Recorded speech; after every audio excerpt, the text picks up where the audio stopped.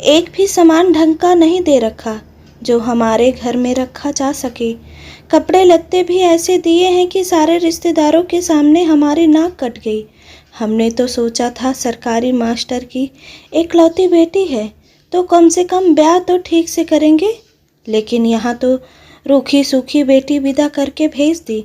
जब हैसियत नहीं थी हमारे जैसे बड़े घर में बेटी ब्याहने की, तो पता नहीं ये लोग बड़े घर में बेटी ब्याहने के सपने क्यों देखते हैं।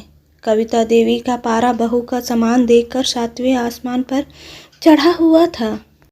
जब से पायल ने बहू के रूप में कविता निवास में कदम रखा था, तब से हर पल उसे कोई न कोई ताना सुनाया जा रहा था। सास का सुनाना तब और ज़्यादा अखर रहा था जब पायल का पति समर भी चुप था। अपनी पत्नी के पक्ष में एक बार भी उसने अपनी जुबान नहीं खोली। जब कभी पायल उससे कुछ कहती तो बदले में यही जवाब मिलता, मैं अपनी माँ की बहुत इज्जत करता हूँ, थोड़ा बहुत सुनने में तुम छोटी तो नहीं हो जाओगी, वक्त के साथ सब ठीक हो जाएगा। कविता जी खुद को ठगा हुआ महसूस कर रही थी, क्योंकि जिस उम्मीद से उन्होंने अपने बेटे की शादी की थी, उनकी वो दहेज मिलने की उम्मीद पूरी नहीं हो पाई। जब ऐन फेरों के वक्त पर कविता जी ने 4 लाख रुपए का डिमांड पायल के पिता सुरेश के सामने रख दी, तो पायल के पिता ने साफ कह दिया, समधन जी, मैं एक शिक्षक हूँ और दहेज प्रथा के विरुद्ध रहा हूँ। माफ़ कीजिए, मैं अपने उसूलों से नहीं हट सकता। अब इस जमाने में यदि बारात वापस लेकर जाएं तो समाज में लड़की वालों से ज़्यादा लड़के वालों की बदनामी होती है। दहेज लोभी कहलाना भी उन्हें पसंद नहीं था, इसलिए मजबूरी में बिना दहेज वाली बहू विदा कराकर लानी पड़ी। लेकिन इस सब का खामियाजा अब हर पल पायल और उसके माता पिता का अपमान करके लिया जा रहा था। हर रोज़ शादी में हुआ एक एक खर्चा पायल के सामने गिनाया जाता था। बहू के कपड़े पर इतना खर्चा हुआ, हमने बेकार में इतने गहने बनवाए, वगैरह वगैरह।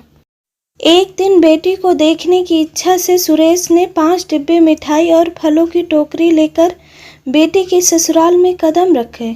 सबको पता था कि समधी आने वाले हैं, लेकिन किसी ने बढ़कर उनका स्वागत नहीं किया। पायल ने जब अपने पिता को देखा तो भागते हुए उनके पास आने लगी।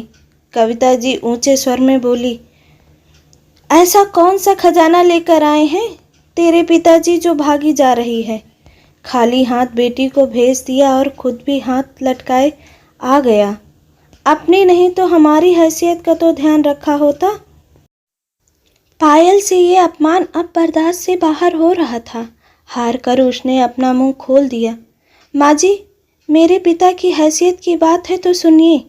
मेरे पिताजी ने अपनी हैसियत से बढ़कर मुझे पढ़ाया लिखाया है, इस काबिल बनाया है कि भविष्य में ज़रूरत पड़ने पर मुझे किसी के सामने हाथ फैलाने की ज़रूरत नहीं पड़ेगी। मुझे तो लगता है हैसियत तो आपकी नहीं थी बहू लाने की। जब बहू के खाने पहनने का खर्चा उठाने की आप लोगों की हैसियत नहीं थी, तो क्या ज़रूरत थी बेटा ब्याहने की। क्या मेरा पति इतना भी नहीं कमाता कि अपनी पत्नी की ज़रूरतें पूरा कर सके। बोलिए माँ जी। पायल की बात सुनकर कविता जी की बोलती बंद हो गई थी। सुरेश जी ने पायल को चुप कराते हुए कहा, बिटिया, हमने तुम्हें संस्कार दिए हैं कि बड़ों का हमेशा मान रखना, लेकिन हक की बात ज़रूर बोलना। अब ये तुम्हारा परिवार है, इसलिए पूरे मन से अपना कर्तव्य निभाना। और हाँ समधन जी, मैंने अपनी सबसे बड़ी पूंजी पायल के रूप में आपको सौंपी है। हाथ जोड़कर आपसे विनती है कि इसे दिल से स्वीकार करें। रही बात दहेज की, तो वो मैं कभी नहीं दूंगा और ना ही लूँगा। अब पायल आपके घर की इज्जत है, इसलिए इज्जत रखना भी आपकी जिम्मेदारी है। हाथ जोड़कर सुरेश जी विदा लिए। उन्हें तसल्ली थी कि उनकी बेटी अपने हक के लिए आवाज़ उठाने में सक्षम है।